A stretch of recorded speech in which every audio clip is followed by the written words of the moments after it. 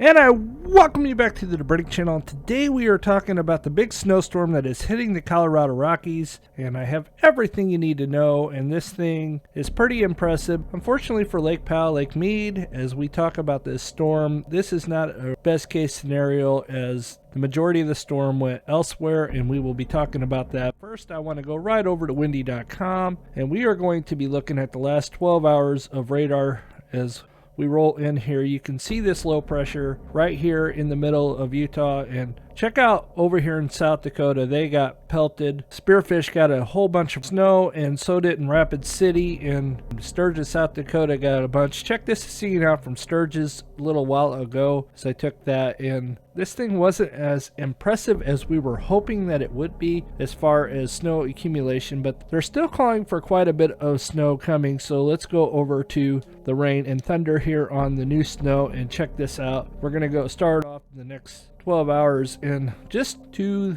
the west of Rapid City. Rapid City is going to get some snow, maybe 5 inches, but we come up here to Sturgis. They're going to get 11 over here in Whitewood, 15.2.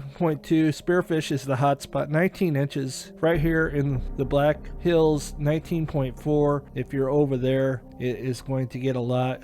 Out here, not so much. Once you get past Rapid City, not a whole lot. Like over here in Wall, South Dakota, no snow whatsoever. Hot Springs down here, 1.6. So it's just mainly this, like Newcastle over here in Wyoming. Newcastle, 3.5. Sundance up here, 10.2. Custer, 11.4. Rapid City is going to get about half foot of snow. So the majority of it's there, and unfortunately, over here in the Colorado Basin where the Colorado River starts and the Green River's right here, 2.1, not impressive at all. We were hoping for a bigger snow event here. You did get a modest 5.8, which is okay, but it's not incredible. We need a heck of a lot more. We need a lot more. That's in the next 3 hours. 9.5 they're saying, so equivalent to about an inch right through here. We go the next 5 days, nothing. Next 10 days, you get another couple little inches there. So it's not a real good start to the season in my opinion. We'll be watching it. If you're wondering about the Sierras in Lake Oroville, they didn't get a whole lot. They got 0.8 and 0.4 inches, not even 1 inch of snow, so that is not good news for Lake Oroville as well.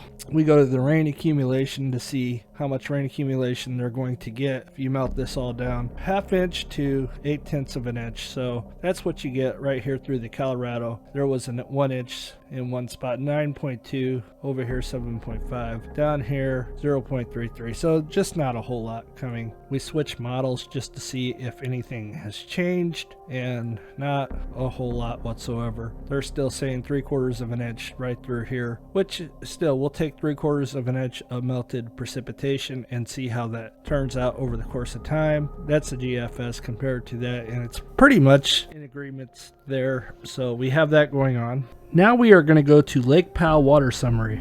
We are going to start off at Lake Powell. We're going to start off with the water summary. Today is 12 of 365 days for the water year for 2022. We are 3% through the water year. Last reading of 3,545.13 on October 11th. Powell was last within 2 inches of this elevation on October 10, 2021. And there is currently 2,359,726,493,675 gallons of water in Lake Powell currently. However, the good news is Lake Powell snowpack is 654% of average for this date. So that's a lot. Total precipitation is 153% of average. So we are way above average for snowpack so far, but it is way early in the year to be getting excited about that. Now, the bad news is by content, Lake Powell is 29.77% of full pool of 24,322,000 acre feet. Total inflows for the water year have been 147,200 acre feet. By comparison,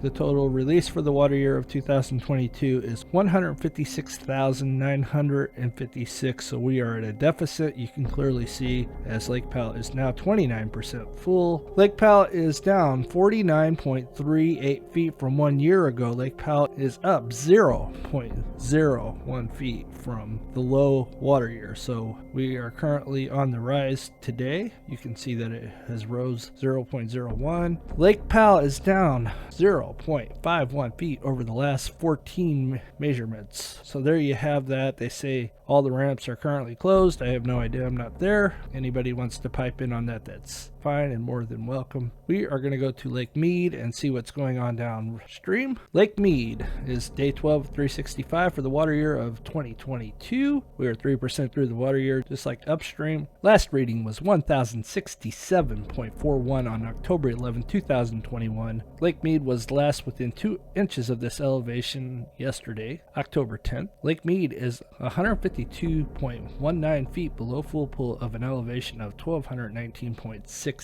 feet. By content, Lake Mead is a little fuller than Lake Powell. It is 34.76% full pool of 25,877,000 acre feet. This is 149% of the average October 11th average of 147,877 acre feet. Total release of water for the year 2022 is 215,329 acre feet. This is 2.39 of the minimum required release of 9 million acre feet. Lake Mead is down 15.85 feet from 1 year ago, so continuing the downhill slide, but Lake Mead is also up. But you got to remember, we're only 12 days in, so there you have it. The last 3 measurements have been a rise of 0.04, 0.01, 0.04, and over the course of the last 14 measurement, Lake Mead is down 0.24 feet. So there you have that. We'll go over to Lake Havasu. What's up, Brad? I hope everything's well.